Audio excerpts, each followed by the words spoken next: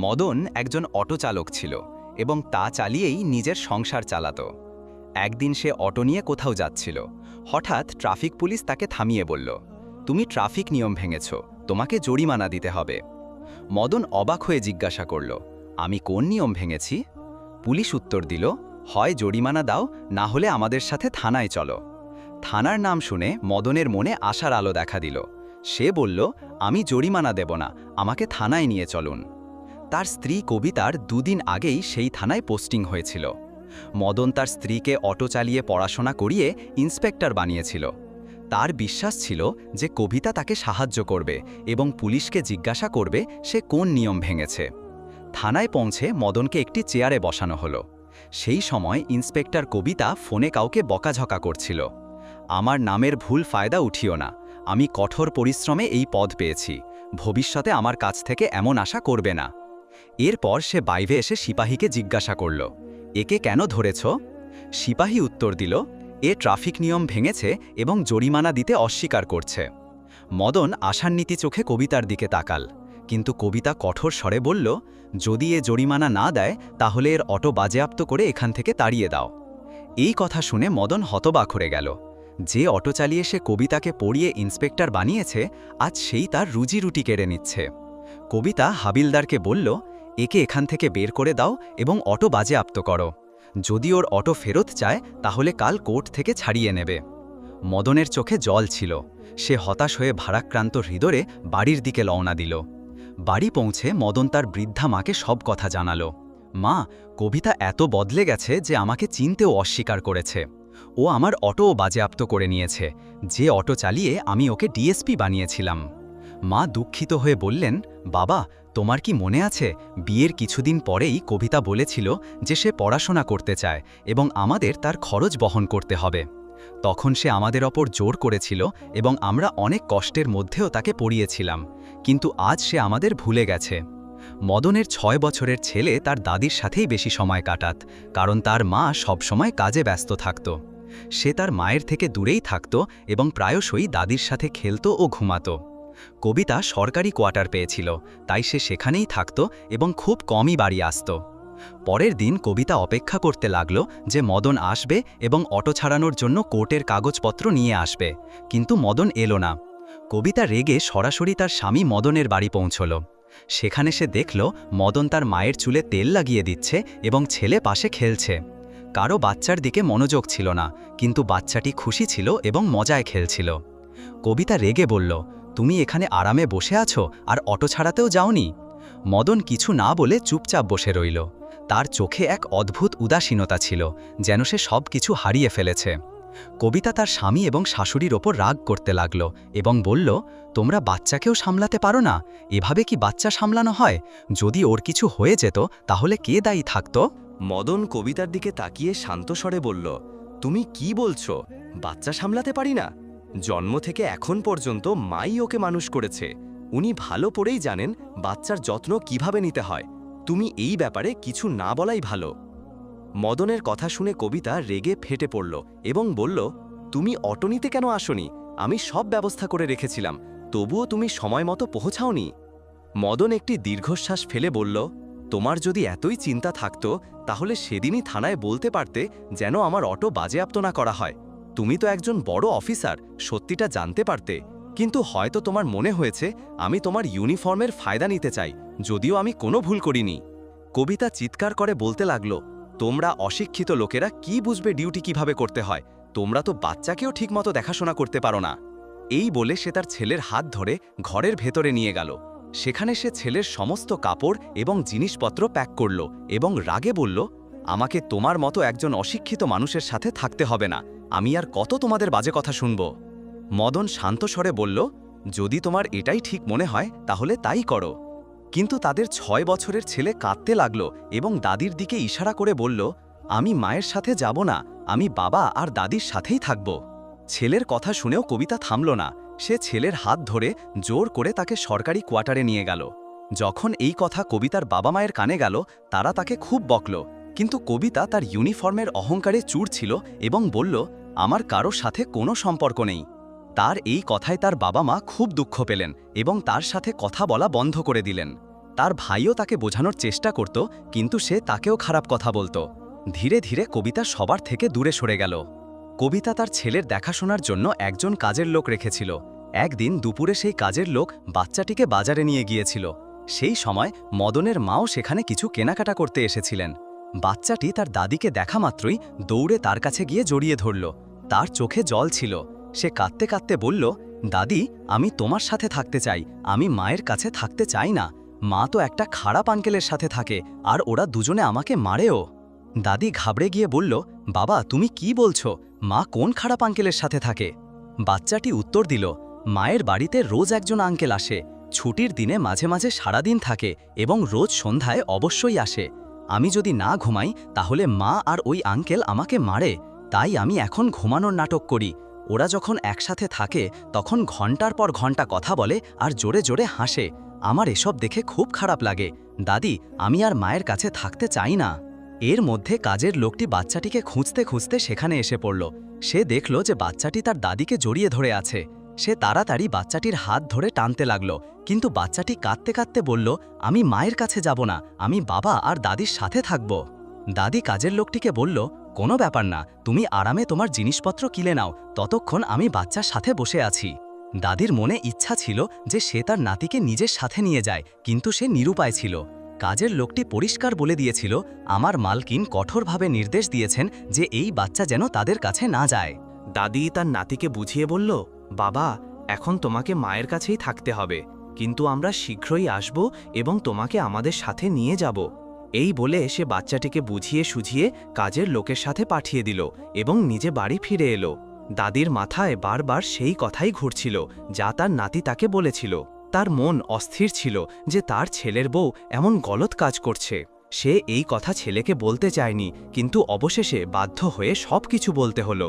দাদি মদনকে সব কিছু জানিয়ে বলল, আজ বাজারে নাতির সাথে দেখা হয়েছিল। ও বলল যে বাড়িতে কোনো অচেনা আঙ্কেল আসে যে ওকে বকাঝকা করে এবং মারেও। মদন এই শুনে চমকে গেল। সে ঠিক করল যে সে নিজে গিয়ে দেখবে আসল সত্যিটা কি।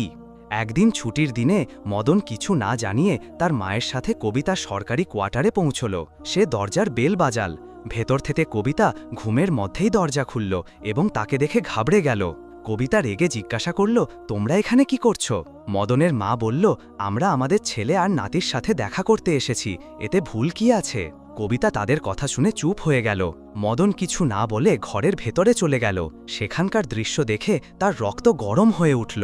ঘরের বিছানায় একজন যুবক শুয়েছিল এবং তাদের ছেলে পাশে ঘুমিয়েছিল। এটা দেখে মদন খুব রেগে গেল। সে রাগে কবিতাকে একটা জোরদার থাপ্পড় মারল। কবিতার গালে থাপ্পড় পড়তেই লোকটি সঙ্গে সঙ্গে উঠে বসল এবং রেগে বলল, কে এই বদমাশ যে তোমাকে মারছে? কবিতা লোকটির দিকে তাকিয়ে বলল, এই তো আমার অকর্মণ্য অশিক্ষিত স্বামী। মদন এই শুনে আরও রেগে গেল। রাগে তার শরীর কাঁপতে লাগল, কিন্তু তার মা তাকে শান্ত করে বলল, বাবা, ধৈর্য ধরো। মদন তার ছেলেকে কোলে তুলে নিয়ে বলল, তাহলে এই জন্য তুমি এখানে থাকছো? আসলে সেই যুবকটি অন্য কেউ নয়, বরং কবিতার সিনিয়র ছিল, যার সাথে তার ট্রেনিংয়ের সময় থেকেই অবৈধ সম্পর্ক ছিল। এখন যখন সবকিছু প্রকাশ হয়েই গেছে তখন কবিতা সরাসরি বলে দিল, ভালোই হয়েছে যে তোমরা নিজে এসে দেখে নিলে। আব মুঝে তুম জैसे गंवार इंसान से कोई रिश्ता नहीं रखना। আজকের পর আমার মুখ দেখবে না। মদন তার ছেলেকে নিয়ে যেতে লাগলো। তার মাও চুপচাপ সেখান থেকে বেরিয়ে আসতে লাগলো। তখনই কবিতা মদনকে থামিয়ে বলল, যেতে যেতে এটাও করে যাও, আমি আগেই ডিভোর্সের কাগজ তৈরি করে রেখেছি, এগুলোতে সই করে দাও। মদন কিছু না বলে ডিভোর্সের কাগজে সই করে দিল এবং ছেলেকে নিয়ে সেখান থেকে চলে গেল। এখন মদন তার ঘরের একটি কক্ষে বসেছিল। তার মাও পাশে বসে ভাবছিলেন কিভাবে ছেলের জীবন আবার আগের মতো স্বাভাবিক করা যায়। তখনই মদনের মা পুরনো সিন্দুক খুলে তাতে কিছু খুঁজতে লাগলেন। হঠাৎ তিনি একটি কাগজ পেলেন। এটি ছিল একটি জমির দলিল। মা মদনকে সেই কাগজ দেখিয়ে বললেন, বাবা, দেখ এটা কি? মদন মনোযোগ দিয়ে পড়ল এবং জানতে পারল যে সেই জমিটি কোটি কোটি টাকার। এরপর মদন সেই জমি বিক্রি করে দিল এবং কোটি কোটি টাকা পেল। এখন তাদের কাছে টাকা এসে গিয়েছিল। তারা একটি ভালো বাড়ি তৈরি করল। মদন পড়াশোনায় খুব ভালো ছিল, কিন্তু স্ত্রীর পড়াশোনার জন্য সে নিজের পড়াশোনা ছেড়ে দিয়েছিল।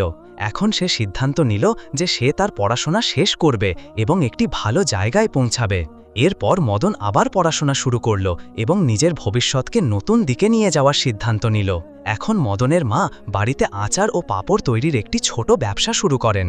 কবিতার যে কাজের মেয়েটি ছিল সেও মদনের মাকে সাহায্য করতে চলে আসে। ধীরে ধীরে সবাই মিলে পরিশ্রম করে এবং তাদের ব্যবসা ভালো চলতে থাকে, তাদের কাছে টাকা আসতে থাকে এবং এখন মদনের টাকার কোনো অভাব নেই। সে তার পড়াশোনায় মনোযোগ দেয়। কিছু সময় পর, প্রায় 2 বছর পর, মদন এসপি পদে নির্বাচিত হয়। এসপি হওয়ার পর মদনের নাম মিডিয়ায় ছড়িয়ে পড়তে থাকে। লোকেরা তাকে অটোওয়ালা এসপি বলে ডাকতে শুরু করে। তার সম্পর্কে ইন্টারভিউ নেওয়ার জন্য অনেক লোক তাদের বাড়িতে আসতে থাকে। মদন তার ডিউটি করার জন্য সেই এলাকাতেই পোস্টিং নেয় যেখানে তার স্ত্রী কবিতার পোস্টিং ছিল। কিন্তু কবিতা তার সিনিয়র অফিসারের সাথে অবৈধ সম্পর্কে জড়িয়েছিল। সেই অফিসার কবিতার একটি ভিডিও তৈরি করেছিল যেখানে সে ঘুষ নিচ্ছিল। সে বারবার সেই ভিডিও দেখিয়ে তাকে হুমকি দিত এবং তাকে বিরক্ত করত। কবিতা তার ভুলের জন্য অনুতপ্ত হয়, কিন্তু সে কিছুই করতে পারত না, কারণ সে মদনকে ডিভোর্স দিয়ে দিয়েছিল। সময় যাওয়ার সাথে সাথে কবিতার অবস্থা আরও খারাপ হতে থাকে। সে জানত যে তার প্রেমিক আগেই বিবাহিত এবং তার 2টি সন্তান আছে। একদিন সে সেই ব্যক্তিকেই প্রশ্ন করলে সে তাকে হুমকি দেয়, যদি তুমি আমাকে কিছু বলো তাহলে আমি তোমার ভিডিও সবাইকে দেখিয়ে দেব এবং তোমার চাকরিও চলে যাবে। এই ভয়ে কবিতা চুপচাপ তার জীবন কাটাতে লাগল। সে খাওয়া দাওয়া ছেড়ে দিয়েছিল, ভালো পোশাক পরা বন্ধ করে দিয়েছিল এবং সেই লোকটি তাকে ফোনও রাখতে বারণ করেছিল। একদিন যখন এসপি সাহেবের স্বাগত জানানোর জন্য একটি পার্টি রাখা হয়েছিল এবং সেই পার্টিতে কবিতাকেও সামিল হতে হয়েছিল। সে যখন পার্টিতে সামিল হলো তখন তাকে স্টেজে ডাকা হলো এবং কিছু বলার জন্য বলা হলো। সে স্টেজে উঠতেই তার মাথা ঘুরে গেল এবং সে অজ্ঞান হয়ে পড়ে গেল। কবিতাকে হাসপাতালে নিয়ে যাওয়া হলো। মদন, যে এখন এসপি ছিল, দেখল যে সেই কবিতা যে আগে অহংকারে থাকত আজ খুব দুর্বল হয়ে গেছে। সে এখন ঠিকমতো খেতেও পারছিল না। হাসপাতালে ডাক্তার বললেন যে কবিতার অবস্থা দুর্বলতার কারণে খারাপ হয়েছে। মদন এই শুনে খুব অবাক হলো। সে ভাবতে লাগল একজন ইন্সপেক্টরের এমন দুর্বলতা কিভাবে হতে পারে। কিছুদিন পর কবিতা ভাবতে লাগল যে সে একদিন মদনের সাথে দেখা করবে এবং তাকে সমস্ত সত্যিটা বলবে। তখনই একদিন যখন কবিতা বাজারে যাচ্ছিল তার সাথে তার শাশুড়ি দেখা হলো। সে হঠাৎ তার শাশুড়ির সামনে এসে দাঁড়িয়ে বলল, মাজি, আপনি কেমন আছেন? শাশুড়ি চশমা পরেননি এবং তাকে চিনতে পারলেন না। তুমি কে আর আমাকে মাজি কেন বলছো? তখন কবিতা বলল, মাজি, আমি কবিতা, আপনি কি আমাকে চিনতে পারছেন না? কবিতার শাশুড়ি তার মুখ চিনতে পারলেন না, কারণ তার অবস্থা খুব বদলে গিয়েছিল। শাশুড়ি বললেন, তুমি আমার ছেলেকে প্রত্যাখ্যান করেছ, আমার তোমাকে কোনো প্রয়োজন নেই। এখন মদনের মায়ের ব্যবসা ভালো চলছিল এবং তিনি বাজারে জিনিস কিনতে এসেছিলেন। তিনি কবিতাকে চিনেও অস্বীকার করলেন এবং বললেন যে তার সাথে কোনো কথা বলতে চান না। কবিতা কাঁদতে কাঁদতে বলল, মাজি, আমাকে ক্ষমা করে দিন, আমার দ্বারা খুব বড় ভুল হয়ে গেছে। দয়া করে মদনকে বলুন আমাকে ক্ষমা করে দিতে এবং আমাকে গ্রহণ করতে। এরপর কবিতা শাশুড়ি বললেন, মেয়ে, তুমি যা করেছ তার ফল তোমাকে ভোগতে হবে। এই বলে তিনি তাকে দূরে সরিয়ে নিজের কাজে লেগে গেলেন। কিছুদিন পর কবিতা খুব দুঃখিত হয়ে পড়ে। সে একদিন সেই লোকটির কাছে যায় যার সাথে সে ফেঁসে গিয়েছিল এবং বলে, তুমি এই ভিডিও ভাইরাল করে দাও বা আমার জান নিয়ে নাও, আমি আর তোমার কাছে থাকতে পারবো না। এই বলে সে সেখান থেকে পালিয়ে মদনের বাড়িতে চলে আসে এবং দরজা ধাক্কাতে থাকে। যখন মদন দরজা খোলে সে দেখে যে কবিতা খুব খারাপ অবস্থায় দাঁড়িয়ে আছে। সে জিজ্ঞাসা করে, কে তুমি, কি চাই? কবিতা বলে, মদন, আমি তোমার স্ত্রী আর এই তোমার সন্তান যে আমার কাছে আছে। মদন বলে, আমি আগেই তোমাকে ডিভোর্স দিয়ে দিয়েছি, আর হ্যাঁ, এই বাচ্চা এখন আমার কাছে থাকবে এবং এখন আমার তোমার সাথে কোনো সম্পর্ক নেই। যদি আজকের পর এখানে আসো তাহলে আমি তোমার সাথে খারাপ ব্যবহার করব। মদন এই বলে দরজা বন্ধ করে দেয়। কবিতার চোখ থেকে অশ্রু ঝরছিল এবং সে জোরে জোরে কাঁদতে লাগল। মদনের মা এই সব শুনছিলেন, কিন্তু তিনি কিছু বললেন না, কারণ তিনি আগে থেকেই জানতেন যে কবিতা মদনের সাথে খুব অন্যায় করেছে। কবিতা বাইরে যেতে লাগল। তখনই সে জানতে পারল যে সেই লোকটি যে ভিডিও তৈরি করেছিল তা ভাইরাল হয়ে গেছে। এই কারণে তার চাকরি চলে গেছে। এখন সে খুব পরেশান হয়ে পড়ে এবং তার ভাইকে ফোন করে। কিন্তু তার ভাইও তাকে ঘৃণা করত, কারণ কবিতার কারণেই তার বাবা মায়ের মৃত্যু হয়েছিল এবং তার ভাই সিদ্ধান্ত নিয়েছিল যে সে আর তার বোনের সাথে কোনো সম্পর্ক রাখবে না। এখন তার ভাইও তার সাহায্য করে না। সেই লোকটি যার সাথে কবিতার অ্যাফেয়ার ছিল, সে কবিতার সাথে যত দিন ইচ্ছা খেলা করল এবং তারপর ভিডিওটিও ভাইরাল করে দিল। এখন কবিতার চাকরিও চলে গিয়েছিল এবং সে পাগলের মতো এদিক ওদিক ঘুরতে লাগল। কিছুদিন পর তার শরীর এত খারাপ হয়ে যায় যে একদিন তার মৃত্যু হয়। বন্ধুরা, এই গল্পটি আমাদের শেখায় যে ভুল সম্পর্ক এবং ভুল সিদ্ধান্ত মানুষের জীবন বরবাদ করে দিতে পারে। যদি কবিতা অবৈধ প্রেম সম্পর্কে না জড়াতো, তাহলে তার জীবন অন্যরকম হতো। আপনি কবিতা এবং মদনের সম্পর্কে কী ভাবেন, আপনার মতামত কমেন্ট বক্সে লিখুন এবং অন্যদের সাথেও শেয়ার করুন। এই গল্পগুলির উদ্দেশ্য শুধুমাত্র সবাইকে শিক্ষা দেওয়া, যাতে আমরা আমাদের জীবনে সঠিক সিদ্ধান্ত নিতে পারি। আমরা ভবিষ্যতেও এই ধরনের গল্প নিয়ে আসব।